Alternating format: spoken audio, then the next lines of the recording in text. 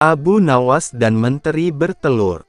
Pada suatu hari Sultan Harun al-Rasyid memanggil 10 orang menterinya, "Kalian tahu di depan istana ini ada sebuah kolam.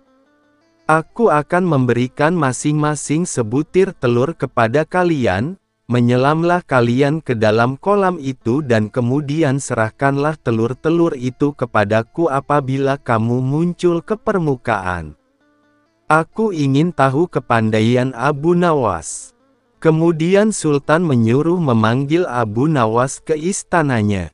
Kepada Abu Nawas dan ke-10 orang menterinya itu Sultan bertitah, "Kamu sekalian aku perintahkan turun ke dalam kolam itu, menyelam, dan apabila muncul ke permukaan serahkanlah kepadaku sebutir telur ayam.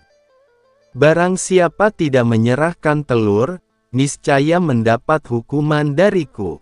"Mencari telur di dalam air," pikir Abu Nawas, sambil memandang kepada menteri-menteri itu. Mereka tampak takzim dan siap melaksanakan perintah. "Adakah ayam betina di dalam kolam itu?" Hari pun malamlah, keesokan harinya, pagi-pagi benar, menteri-menteri itu menyelam ke dalam kolam, dan ketika muncul dari dalam kolam, masing-masing membawa sebutir telur dan menyerahkan kepada Sultan. Abu Nawas tidak kunjung muncul di permukaan kolam, ia berenang ke sana kemari mencari telur. Dikoreknya dinding kolam, namun tak juga ditemukannya. Setelah capek mengitari dasar kolam, terpikir dalam benaknya bahwa ia dianiaya oleh Sultan. Maka ia pun berdoa kepada Tuhan mohon keselamatan. Keluarlah ia dari kolam dan naik ke darat. Di depan Sultan ia berkokok-kokok dan berjalan laksana seekor ayam jantan. "Hai, Abu Nawas, mana janjimu?" kata Sultan. "Semua orang ini masing-masing telah menyerahkan sebutir telur kepadaku, hanya kamu yang tidak. Oleh karena itu kamu akan aku beri hukuman." "Sembah Abu Nawas, ya Tuanku Syah Alam, yang mempunyai telur adalah ayam betina, hamba ini ayam jantan, membawa anak ayam jantan, lagi pula berkokok, telur hanya dapat dihasilkan oleh ayam betina. Jika ayam betina tidak berjantan, bagaimana ia akan dapat telur?" Demi mendengar alasan Abu Nawas, Sultan pun tidak dapat berkata apa-apa karena memang sangat tepat. Sultan dan semua menterinya hanya bisa garuk-garuk kepala yang tidak gatal. Abu Nawas dan menteri yang zalim. Di negeri Baghdad dahulu kala ada seorang menteri yang dikenal sangat jahat perangainya, sehingga ditakuti warganya, lah tidak bisa melihat perempuan cantik, terutama istri orang, pasti diambilnya. Apabila membeli suatu barang, ia tidak pernah mau membayar. Ihwal itu lama-kelamaan sampai juga ke telinga Abu Nawas sehingga membuat hatinya panas. Maka Abu Nawas pun pasang niat tidak akan meninggalkan daerah itu sebelum sang menteri menghembuskan nafas terakhir alias mati. Kemudian Abu Nawas berangkat ke tempat menteri itu tinggal dan sengaja menyewa rumah yang berdekatan untuk melakukan investigasi. Setelah beberapa hari bergaul dengan penduduk di situ, ia pun kenal dengan sang menteri dan bahkan bersahabat baik. Begitu baiknya pendekatan yang dilakukan sampai-sampai menteri itu tidak bisa mencium rencana busuk Abu Nawas. Abu Nawas boleh masuk dan keluar rumah itu dengan bebas, sehingga ia tidak menaruh curiga sama sekali kepadanya. Di dalam rumah itu Abu Nawas melihat sebuah tiang gantungan yang digunakan untuk menggantung orang-orang yang bersalah kepada menteri itu. Cara menggantungnya pun dengan cara yang sadis, yaitu kaki di atas dan kepala di bawah. Dalam posisi demikian, orang itu dipukuli sampai mati. Dengan demikian memang betul berita-berita yang aku dengar tentang menteri ini, pikir Abu Nawas. Nantikanlah, Aku pasti akan membalas. Hai orang muda, kata Abu Nawas, kepada seorang pemuda tampan yang sedang menggiring seekor lembu gemuk. Apakah lembu itu akan dijual? Pertemuan itu terjadi ketika Abu Nawas berjalan-jalan di sebuah sudut desa itu. Lembu ini tidak dijual, jawab si pemuda, karena ini warisan bapak hamba. Lebih baik lembu itu dijual saja, Abu Nawas mencoba merayu. Kalau laku dengan harga tinggi, kamu bisa berdagang sehingga uang itu menjadi banyak. Betul juga kata tuan, jawab si pemuda setelah berpikir sejenak. Namun untuk menjualnya hamba harus berkonsultasi dengan ibu di rumah, kalau ibu setuju boleh tuan membelinya. Itu akan lebih baik, ujar Abu Nawas. Sementara anak muda itu pulang, Abu Nawas memeras otak, ia akan berusaha memanfaatkan ketampanan wajah anak muda itu untuk melaksanakan rencananya. Hai menteriku, tunggulah bagianmu kelak, kata Abu Nawas dalam hati dengan perasaan geram. Ibu setuju menjual lembu ini, kata pemuda itu kepada Abu Nawas, setelah keduanya bertemu lagi. Bagus, kata Abu Nawas, tetapi sebenarnya bukan aku yang akan membeli lembumu, melainkan menteri yang zalim itu. Oleh karena itu berikan harga yang pasti, sesudah itu kita membuat perjanjian dan kamu yang akan melaksanakannya. Setuju? Tanya Abu Nawas. Setuju, jawab si pemuda. Giringlah lembumu itu ke kebun, dan tunggulah aku di sana, kata Abu Nawas. Aku akan ke rumah menteri itu dan setelah itu aku menemuimu. Hai menteri, ada seorang pemuda yang akan menjual seekor lembu gemuk, kata Abu Nawas. Jika Anda tertarik, silahkan Anda beli dengan harga yang pantas, tidak mahal, mari kita ke kebun itu. Berapa harganya? Tanya si menteri begitu sampai di kebun, lah sangat tertarik dan ingin segera membelinya. 50 dinar, jawab si pemuda. Boleh ditawar? Tanya si menteri. Tidak bisa, karena lembu ini warisan bapak hamba, jawab si pemuda. Baik, pasti kebayar harga itu, ujar si menteri. Maka disodorkan ujung tali pengikat lembu kepada menteri, namun ketika ditarik ternyata kosong. Rupanya diam-diam Abu Nawas telah melepas binatang itu, namun karena harga telah disepakati, pemuda itu meminta bayarannya. Mana lembunya? Tanya si menteri. Masa hanya talinya? Aku tidak sudi membayar. Keduanya pun berbantah-bantahan dengan sengitnya. Aku minta bayarannya, kata si pemuda. Kalau tidak mau bayar, kembalikan lembuku. Apa yang mesti ku bayar, dan apa yang harus ku kembalikan, kilah si menteri. Cuma tali yang kau berikan kepadaku, nih, ambillah, aku tidak butuh tali. Kerjamu memang cuma menipu dan menganiaya orang. Kata si pemuda lagi, kamu memang zalim, mau makan darah orang kecil. Si menteri tidak menggubris lagi perkataan itu, ia berjalan pulang ke rumahnya. Sementara si anak muda hatinya sangat sedih, lembu hilang, uang melayang. Barangkali memang itulah nasibku, apa boleh buat, keluhnya. Abu Nawas dan menteri yang zalim, bagian kedua sampai habis. Sudahkah kamu menerima pembayaran harga lembumu? Tanya Abu Nawas kepada anak muda pada malam harinya. Hamba diperdaya menteri itu, jawab si pemuda dengan wajah nelangsa. Lembu hilang, uang melayang. Coba ceritakan, kata Abu Nawas. Aku kira jual beli berjalan lancar sehingga aku cepat-cepat pergi karena ada urusan lain. Maka diceritakanlah kejadian itu dengan nada mendongkol. Sialan menteri itu, ujar si pemuda. Oh begitu, kata Abu Nawas. Jangan sedih, insya Allah aku akan membantu. Kemudian Abu Nawas minta si pemuda bersedia melaksanakan rencana yang telah disusunnya untuk membunuh si menteri zalim itu. Keesokan harinya jam 7 malam seorang perempuan cantik berhenti di depan rumah si menteri zalim. Ia tampak membuang sesuatu yang dicabut dari kakinya. Hai Baginda, dari mana gerangan asalmu? Tiba-tiba muncul suara dari sudut yang gelap. Suara itu ternyata milik menteri yang saat itu juga sedang berjalan-jalan di depan rumahnya. Hatinya amat girang begitu melihat wajah cantik yang tiba-tiba muncul di depan matanya.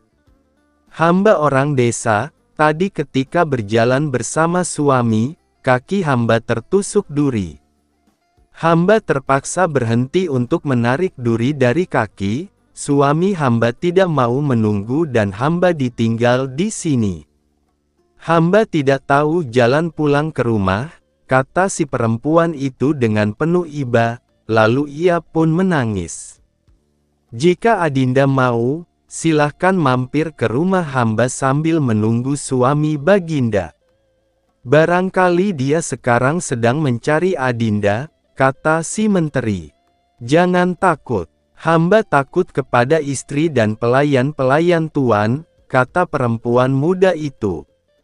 Kalau begitu, silahkan Baginda duduk di sini, Kanda akan menyuruh istri pergi ke rumah ibunya bersama pelayan-pelayan itu, kata si menteri. Maka sang menteri pun tergopoh-gopoh masuk ke rumahnya. Hai Baginda, katanya, sekarang ini sebaiknya Adinda pergi ke rumah ibu karena sudah lama rasanya Adinda tidak ke sana. Jika demikian kehendak Kakanda, baiklah hamba ke sana, jawab istri si menteri.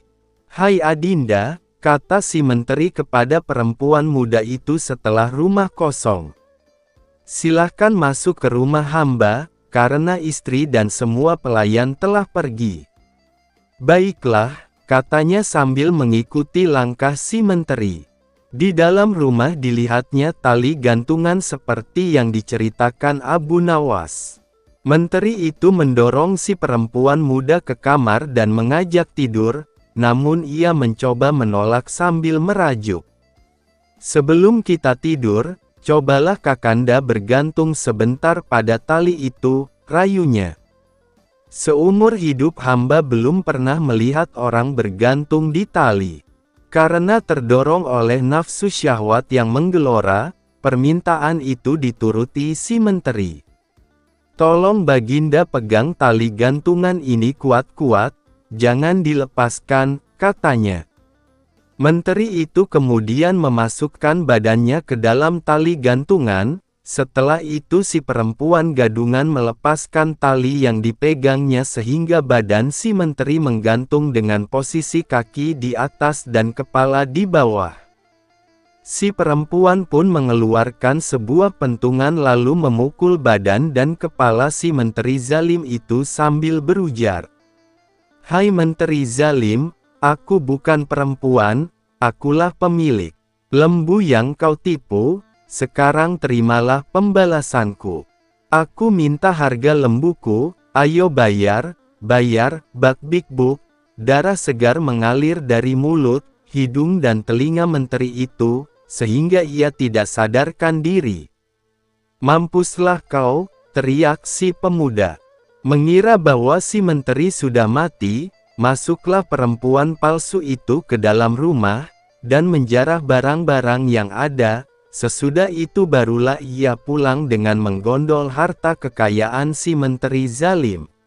Di tempat lain si istri menteri mendapat firasat buruk, hatinya berdebar-debar keras. Ada apa gerangan di rumahku? Pikirnya dalam hati, maka dengan bergegas pulanglah ia ke rumah. Setiba di rumah ia menjerit-jerit histeris lantaran dilihatnya suaminya tergantung pingsan dengan kepala berdarah dan harta bendanya ludes. Ketika tali gantungan dilepas, ternyata suaminya masih bernafas, meski terengah-engah. Kemudian dipercikkan air mawar ke sekujur tubuhnya dan kepala menteri hingga siuman dan membuka matanya. "Ya Kakanda," ucap si istri sambil menangis meratapi nasib suaminya. "Kenapa Kanda bisa begini?" Si menteri tidak bisa segera menjawab pertanyaan itu, tapi lambat laun setelah kesadarannya mulai pulih ia pun bisa menceritakan semua yang dialaminya. Setelah itu ia jatuh sakit. Abu Nawas khawatir demi mendengar kabar itu, buru-buru ditemui si anak muda itu di rumahnya. "Mengapa tidak kamu matikan dia?" tanya Abu Nawas. "Bukankah aku sudah pesan, jangan kamu tinggal sebelum dia mati? Sekarang sebaiknya kamu tambah penyakit menteri itu supaya mati."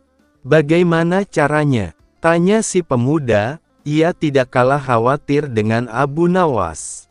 "Berpura-puralah menjadi dukun, karena saat ini menteri itu sedang mencari dukun," kata Abu Nawas. "Selanjutnya usahakan dengan caramu sendiri agar rumah itu kosong, dan setelah kosong pukulilah menteri itu sampai mati. Sebelum mati, jangan kamu tinggalkan dia." Esok harinya datanglah seorang kakek tua bertongkat ke rumah menteri itu. Ia memakai jubah panjang dan serban putih dengan langkah terbungkuk-bungkuk. "Tuan," tanya seorang pelayan menteri itu, "siapakah tuan ini?"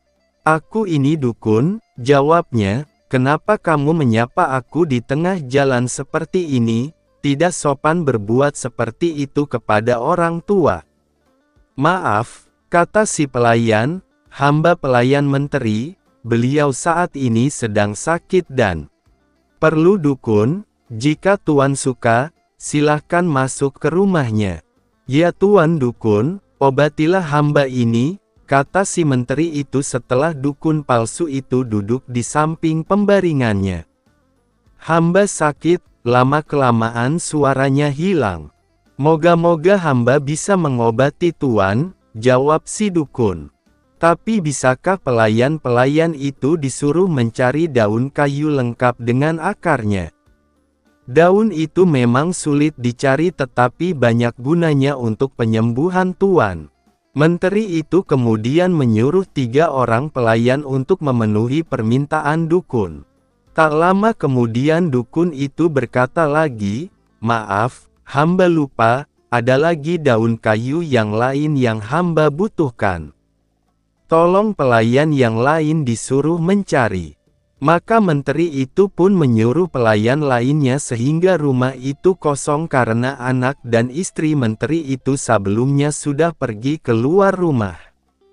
Setelah yakin bahwa rumah itu kosong, diambil sebuah pentungan dan dipukulnya sekujur badan menteri itu sampai babak belur dan mengeluarkan darah dari hidung, telinga dan mulunya. "Hai menteri, aku bukan dukun, tapi pemilik lembu yang kamu tipu.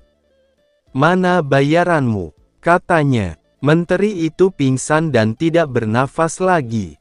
Dikiranya si menteri sudah mati. Cepat-cepat dukun itu pergi, karena khawatir para pelayan itu segera kembali. "Puas hatiku karena menteri itu sudah mati," pikir si dukun palsu. Kira-kira 1 jam kemudian para pelayan itu kembali dengan tangan hampa diikuti oleh istri menteri. Mereka cemas melihat tuannya tergeletak dan dukun itu tidak ada lagi. Lalu istri menteri itu menyiram badan suaminya dengan air mawar yang diminumkan seteguk ke mulutnya. Tak lama kemudian menteri itu sadar namun belum bisa bicara. "Ya istriku, orang itu bukan dukun, tetapi yang punya lembu itu juga," kata si menteri setelah sadar. "Panggil orang-orang alim dan kabarkan kepada mereka bahwa aku sudah mati. Masukkan badanku ke dalam keranda bersama sekerat batang pisang yang dibungkus kain putih sebagaimana mayat layaknya. Tetapi yang dimasukkan ke liang lahat nanti adalah batang pisang tadi, sedang badanku tetap dalam keranda dan dibawa pulang kembali. Dengan demikian orang yang punya lembu itu tidak akan datang lagi kemari. Kapan-kapan bila aku sembuh akan kucari orang itu untuk membuat perhitungan terakhir. Semua pesan itu dikerjakan oleh istri menteri itu dengan baik. Tetap dasar Abu Nawas, ia berhasil mencium akal busuk itu. Maka ditemuinya si pemilik lembu. "Kenapa tidak kamu pukul sampai mati menteri itu?" bertanya Abu Nawas. "Orang itu sudah mati," kata si pemuda, "lah tidak bergerak dan tidak bernafas lagi, karena darah keluar dari hidung dan telinganya. Saat ini menteri itu masih hidup tapi pura-pura mati," kata Abu Nawas. Lalu diceritakannya rencana menteri tadi dan rencananya sendiri agar menteri itu benar-benar mati, sebab jika ia masih hidup juga aku tidak dapat menjamin nasibmu kelak. "Hai saudara, maukah Anda aku bayar untuk menaiki kuda yang cepat larinya?" kata Abu Nawas kepada seorang joki yang berbadan tinggi tegap. "Dekatilah kuburan menteri itu, jika jenazah sudah sampai ke liang kubur, berteriaklah keras-keras, 'Akulah pemilik lembu,' kemudian paculah kudamu sekencang-kencangnya."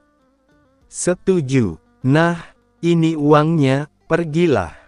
Esok harinya iring-iringan jenazah menteri itu berangkat dari rumah lengkap dengan orang besar, orang alim, sanak keluarga, dan sahabat almarhum. Begitu sampai dekat liang lahat, terdengar teriakan, "Akulah pemilik lembu." Suasana di kuburan menjadi kacau, karena para pelayat kemudian berlarian ingin mengejar orang yang berteriak tadi. Namun apa daya, orang yang dikejar sudah kabur dengan kudanya, sementara keranda ditinggal tidak terurus. Pada saat itulah si pemuda pemilik lembu yang sebenarnya muncul. Rupanya ia ikut dalam barisan pelayat. "Hai menteri, akulah pemilik lembu yang kamu tipu, sekarang saatnya kamu harus membayar lunas utangmu. Tidak akan kubiarkan nyawamu tetap bersarang di badanmu." Lalu dipukulnya menteri itu sekuat tenaga hingga benar-benar mati. Setelah itu ia pulang ke rumah. Akan halnya joki tadi, akhirnya ia terkejar dan tertangkap kemudian dibawa ke kuburan menteri. Upacara pemakaman yang tadinya hanya pura-pura menjadi upacara sungguhan karena menteri yang diusung di dalam keranda itu benar-benar mati, badannya hancur dan tidak bernafas lagi tanpa diketahui siapa pelakunya. Hal itu mengagetkan seluruh pelayat. Setelah itu orang-orang pulang ke rumah masing-masing dengan hati masyghul dan heran. Sedangkan si joki dibawa oleh anak-anak menteri ke rumahnya. "Apa sebab kamu berteriak dan mengaku sebagai orang yang punya lembu?" tanya mereka. "Aku tidak tahu sebabnya, aku hanya diupah untuk berteriak seperti itu," jawab si joki. "Siapa yang mengupah kamu?" tanya anak-anak menteri. "Abu Nawas," jawab si joki. "Hai Abu Nawas," kata anak menteri setelah menemukan Abu Nawas, "kenapa kamu mengupah untuk berteriak seperti itu dan menganiaya bapakku?" "Menganiaya bapakmu?" Abu Nawas balik bertanya. "Bertanyalah yang benar. Engkau suruh orang itu berteriak mengaku sebagai orang yang punya lembu, maka kami kejar dia, karena yang menyebabkan bapakku sakit tiada lain adalah orang yang punya lembu, bukan dari Allah." "Oh begitu," kata Abu Nawas sambil senyum kecil. "Jadi kamu tidak tahu bahwa orang yang punya lembu itu sudah ditakdirkan Allah untuk berbuat demikian karena bapakmu terlalu zalim, penipu, penganiaya, pengisap darah orang kecil, dan sebagainya. Rasanya tidak usah diperpanjang masalah ini, yang akan membuatmu malu besar. Lebih baik kamu doakan saja agar bapakmu diampuni Allah." Anak menteri itu terdiam, sebab ia tahu semua perbuatan bapaknya. Barangkali memang demikian takdir bapakku, pikirnya dalam hati sambil berjalan pulang ke rumah. Warga kota itu termasuk orang yang punya lembu merasa senang dan tenang hatinya karena tidak ada lagi orang yang akan berbuat zalim. Sedangkan Abu Nawas segera kembali ke rumahnya. Niatku sudah terlaksana, pikirnya. Siapa tahu barangkali Khalifah Harun al-Rashid sedang menanti kedatanganku ke istana beliau, lagi pula aku juga sudah sangat rindu kepada Baginda. Pembagian yang adil. Suatu hari datanglah 3 orang dari desa menghadap Baginda Raja Harun al-Rashid di istana. Mereka datang untuk mencari pembenaran pada masalah yang mereka hadapi bersama. Begitu sampai di istana, mereka langsung menghadap Baginda yang ketika itu sedang bersama pembesar-pembesar kerajaan. Salah satu dari mereka berkata, "Ampun beribu ampun tuanku. Kedatangan kami ke sini tidak lain hanyalah untuk meminta penyelesaian tentang persoalan yang sedang melilit kami bertiga," kata salah seorang dari mereka yang bernama Ahmad. "Baiklah, ceritakan apa persoalan kalian," tanya Baginda. "Begini Baginda, saya Ahmad mempunyai 2 ekor kambing betina, Zulfikar mempunyai seekor kambing jantan, sedangkan Zubair tidak mempunyai kambing. Karena itulah Zubair yang setiap hari harus bekerja menggembalakan kambing.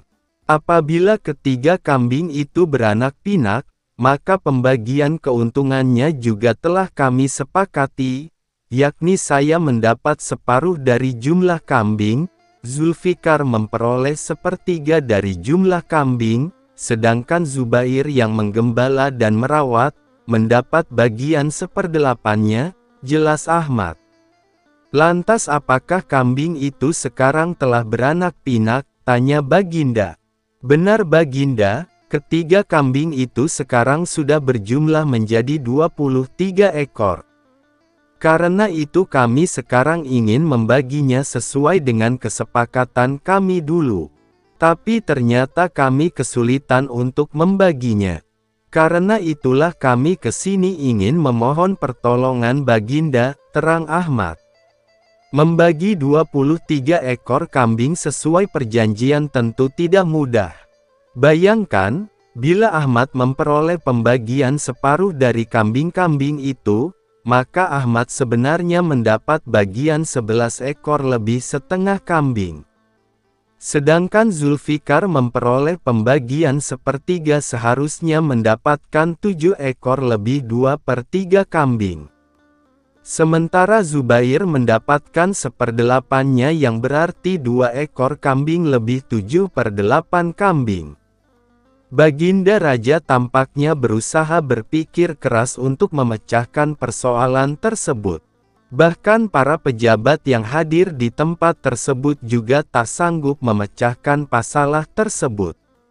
Karena orang yang hadir di tempat tersebut tak ada yang bisa memecahkannya, akhirnya Baginda terpikir untuk mengundang Abu Nawas dengan kecerdasannya menyelesaikan banyak persoalan.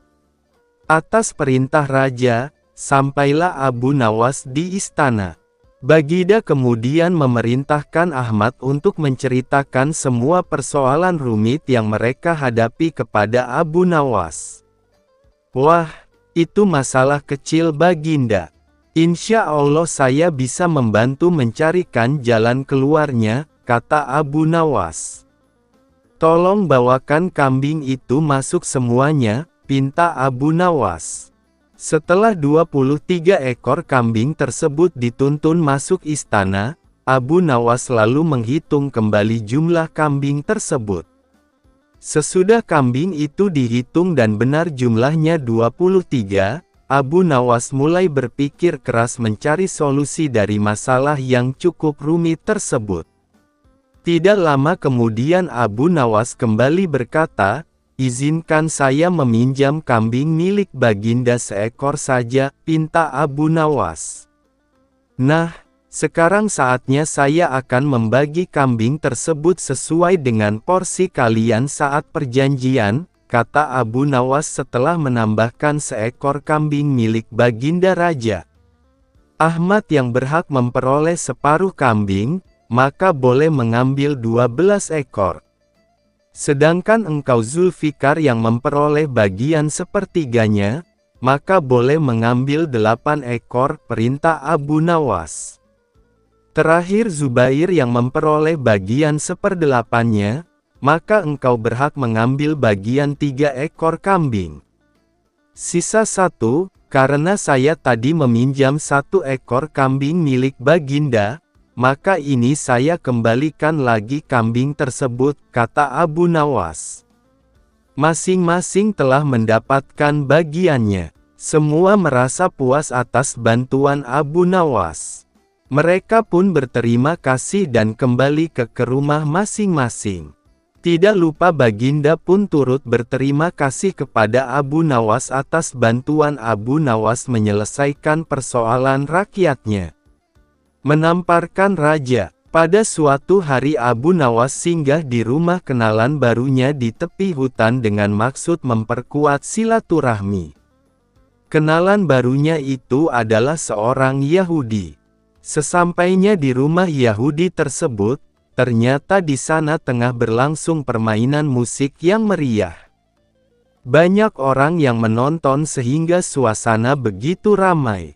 Semua tamu yang hadir ikut larut dalam permainan musik indah itu, termasuk Abu Nawas yang baru saja datang.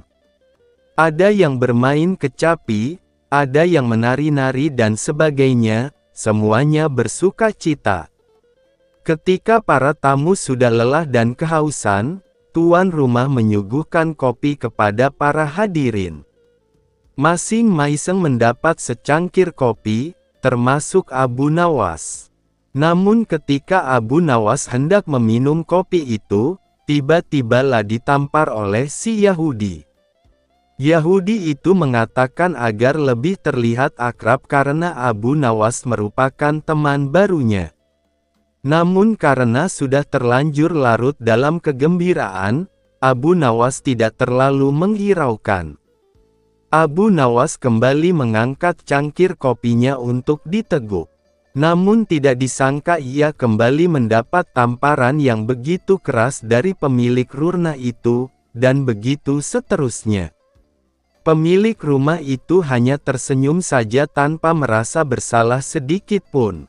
Begitu juga para tamu yang hadir, bukannya kasihan, mereka malah menertawakan Abu Nawas. Dengan perasaan marah bercampur geram, Abu Nawas pun langsung pergi meninggalkan mereka tanpa berkata sepatah kata pun. Abu Nawas terus berjalan menuju rumahnya, dalam hati ia bergumam, jahat benar perangai Yahudi itu, main tampar seenaknya saja. Kelakuan seperti itu tidak boleh dibiarkan berlangsung di Baghdad. Aku harus mencari cara untuk menghentikan Yahudi tersebut, gumamnya dalam hati.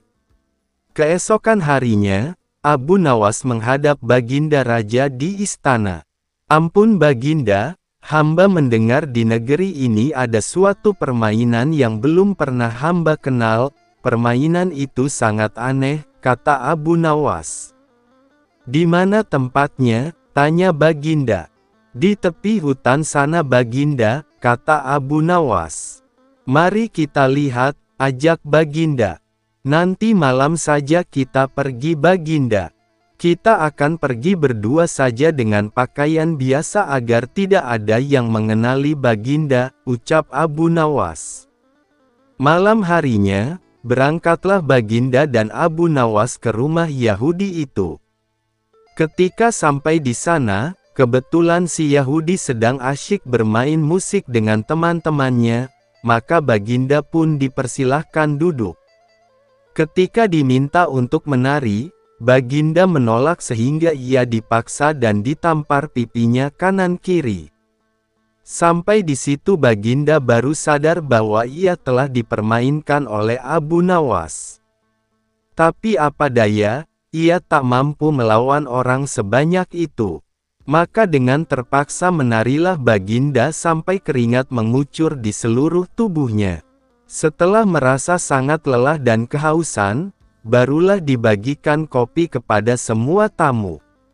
Demi melihat hal itu, Abu Nawas lalu meminta izin untuk keluar ruangan dengan alasan akan pergi ke kamar mandi untuk kencing. Biar Baginda merasakan sendiri peristiwa itu, karena salahnya sendiri tidak pernah mengetahui keadaan rakyatnya dan hanya percaya kepada laporan para menteri, pikir Abu Nawas dalam hati sembari meluncur pulang ke rumahnya. Tatkala hendak mengangkat cangkir kopi ke mulutnya, Baginda ditampar oleh si Yahudi itu. Ketika ia hendak mengangkat cangkir kopinya lagi, ia pun terkena tamparan lagi, begitu seterusnya hingga Baginda merasakan sangat kesakitan dan mukanya menjadi lebam memerah, sementara tamu lainnya terus menertawainya. Lah sadar jika Abu Nawas pasti sudah meninggalkannya, dan ia pun tahu jika itu adalah cara Abu Nawas menunjukkan kejahilan yang terjadi pada rakyatnya. Dan selalu saja Baginda yang dijadikan korban. Karena tidak sanggup lagi menerima tamparan dari Yahudi tersebut, Baginda pun langsung pergi tanpa berkata sepatah kata pun. Pada keesokan harinya, setelah bangun tidur Baginda Raja Harun al-Rasyid memerintahkan seorang pengawal istana untuk memanggil Abu Nawas menghadap. "Wahai Abu Nawas, baik sekali perbuatanmu semalari. Engkau biarkan diriku disiksa dan dipermalukan seperti itu," kata Baginda. "Ampun beribu ampun wahai Baginda Raja, pada malam sebelumnya hamba telah mendapat perlakuan yang sama seperti itu. Apabila hal itu hamba laporkan secara jujur, pasti Baginda tidak akan percaya dan mengira itu adalah akal-akalan hamba saja. Dari itu hamba bawa Baginda ke sana agar mengetahui dengan kepala sendiri perilaku rakyat yang tidak senonoh itu," jawab Abu Nawas membela diri. Baginda tidak dapat membantah ucapan Abu Nawas, lalu disuruhnya beberapa pengawal untuk memanggil si Yahudi itu. "Wahai Yahudi, apa sebabnya engkau menamparkan aku tadi malam?" tanya Baginda marah. "Wahai tuanku, sesungguhnya hamba tidak tahu jika malam itu adalah tuanku. Jika sekiranya hamba tahu, hamba tidak akan berbuat seperti itu," jawab si Yahudi membela diri. Apa daya, pembelaan Yahudi tidak disetujui oleh Baginda. Karena menamparkan orang termasuk perbuatan menyiksa dengan kejam dan Baginda harus mengambil tindakan tegas karenanya. "Sekarang terimalah pembalasanku," kata Baginda. "Ampunilah hamba, tuanku," pinta si Yahudi. Segera saja Baginda memerintahkan para prajurit untuk memasukkan si Yahudi ke dalam penjara. Sejak saat itu Raja Harun amat memperhatikan rakyatnya, lah berterima kasih atas laporan yang diberikan oleh Abu Nawas tersebut, meski caranya selalu aneh dan membuat ia hampir celaka. Ayam panggang petaka. Suatu hari, Baginda Raja Harun al-Rasyid sedang berpikir keras di atas singgasananya, lah sedang memikirkan cara untuk menjebak Abu Nawas dalam sebuah kesalahan sehingga ia dapat memberi hukuman pada Abu Nawas. Rencana ini dilakukan bukan tanpa alasan, karena sudah beberapa kali Abu Nawas telah membuatnya malu di depan para pejabat kerajaan. Berlatar belakang dendam inilah akhirnya Raja hendak membuat jebakan terhadap Abu Nawas dan berharap Abu Nawas gagal menghadapi jebakan tersebut. Ketika cara sudah ditemukan, segala sesuatu pun mulai dipersiapkan. Abu Nawas lalu diundang dalam sebuah jamuan makan bersama para petinggi negeri. Ketika semua tamu undangan sudah hadir termasuk sang target si Abu Nawas, Baginda pun mulai berkata, "Wahai Abu Nawas, Di depan mejaku itu ada sepanggang daging ayam yang lezat dan enak untuk dilahap. Tolong segera ambilkan, perintah Baginda. Abu Nawas keheranan dengan perintah Baginda itu, karena tidak biasanya ia disuruh mengambilkan makanan raja. Mungkin ini jebakan, sepertinya aku harus waspada, pikir Abu Nawas.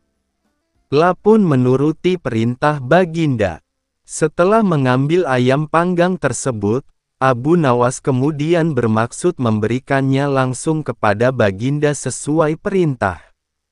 Namun Baginda belum langsung menerimanya, akan tetapi ia kembali berkata, "Abu Nawas, di tangan kamu ada sepotong ayam panggang lezat, silahkan dinikmati."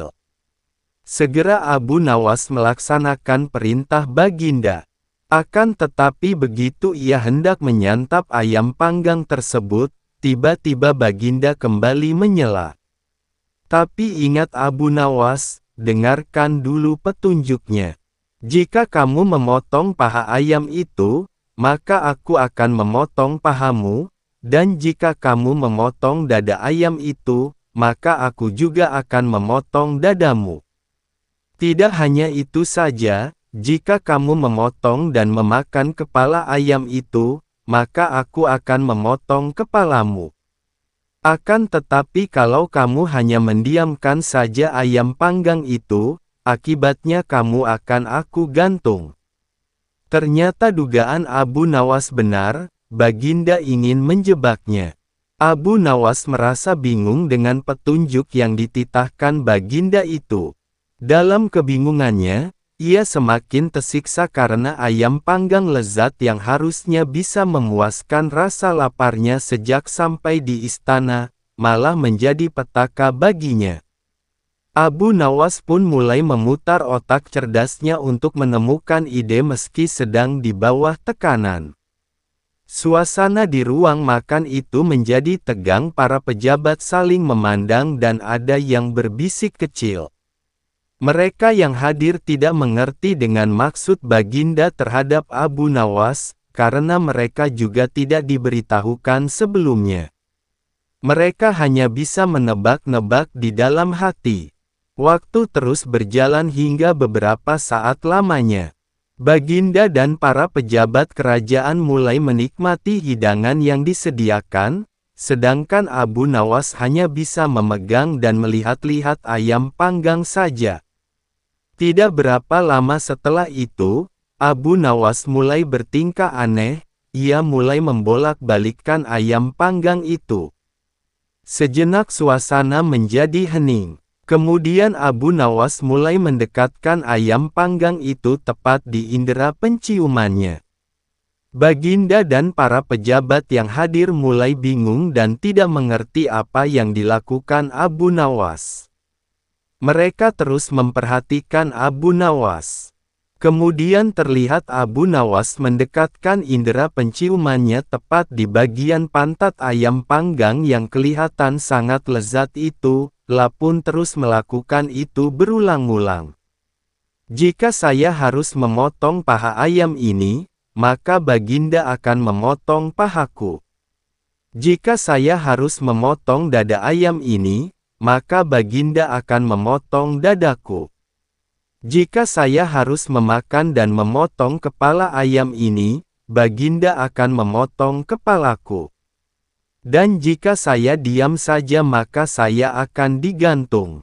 Tetapi coba lihat sekarang, yang saya lakukan adalah menciumi pantat ayam ini," kata Abu Nawas. "Apa maksudmu wahai Abu Nawas?" tanya Baginda. "Maksud hamba adalah jika hamba melakukan demikian maka Baginda juga akan membalasnya demikian, layaknya ayam ini. Nah, saya hanya mencium pantat ayam panggang ini saja, maka Baginda juga harus mencium pantat ayam panggang ini pula," jelas Abu Nawas. Sontak saja penjelasan Abu Nawas itu membuat suasana yang tegang menjadi tampak tidak menentu. Para pejabat yang hadir menahan tawa, karena takut dihukum raja. Sementara itu, Baginda Raja yang mendengar ucapan Abu Nawas mulai memerah mukanya, merasa sangat malu. Baginda pun cepat-cepat berencana merubah keadaan yang sangat memalukannya itu, pun segera memerintahkan Abu Nawas untuk pulang dan membawa serta ayam panggang dan beberapa makanan lain, karena ia belum sempat makan. "Wahai Abu Nawas, cepat pulanglah, jangan sampai aku berubah pikiran," kata raja. Abu Nawas pun segera pamit pulang beserta ayam panggangnya. Setibanya di rumah, ia mengundang beberapa tetangganya untuk makan bersama menikmati ayam panggang yang tadi hampir saja menjadi petaka baginya.